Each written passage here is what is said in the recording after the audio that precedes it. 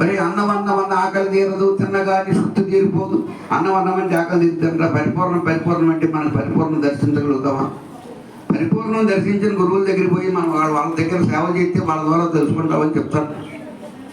ఇంకొక ఆయన ఏం చెప్తున్నాడు?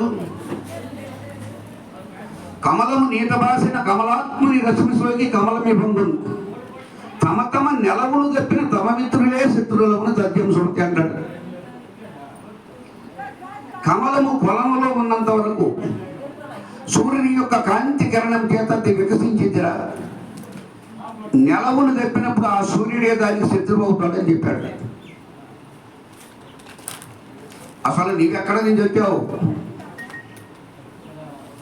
ముందు నీదేమో రహస్యం తెలుసుకో. మానస సరోవరంలో పుట్టినటువంటి హృదయ కమలములో నుంచి వచ్చావు నువ్వు. ఈ హృదయ కమలం ఎప్పటి వరకు ఉంది? మానస సరోవరంలో నీళ్లు ఉన్నంత వరకు ఉంది.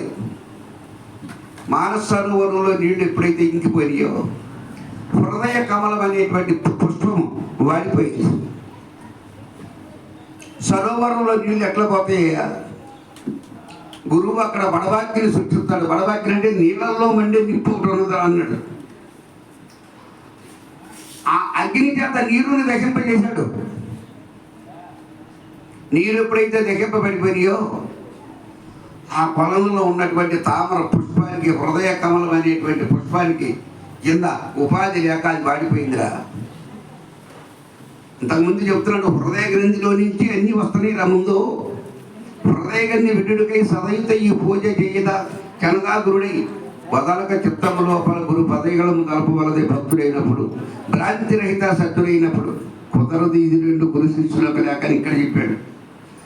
హృదయ కమలము ఉన్నంత వరకు కూడా త్రిగుణాలు దాంట్లో నుంచి ఉద్భవిస్తాయి. హృదయ కమలంలోంచి త్రిగుణాలు ఉద్భవించేది ఎక్కడంటే హృదయ కమలంలో నుంచి అన్నాడు.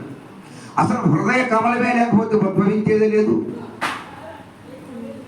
అన్నిటికీ మూలమైనటువంటి ఆ హృదయ కమలాన్ని ఎప్పుడైతే ఆ మానస సరోవరంలో ఉన్నటువంటి పొలంలో నీరు మొత్తం ఎప్పుడైతే గురువు దక్కింపజేశాడో ఆ హృదయ కమలం వాడిపోయింది. ఆ హృదయ కమలం ఉన్నటువంటి లక్షణాలన్నీ పోయినరా. అందుట్లో ఎరుక అనేది కూడా అందుట్లో నిశ్శబ్దమైందిరా. అక్కడ ఎరిగిపోయిందిరా ఎరుకనైనా.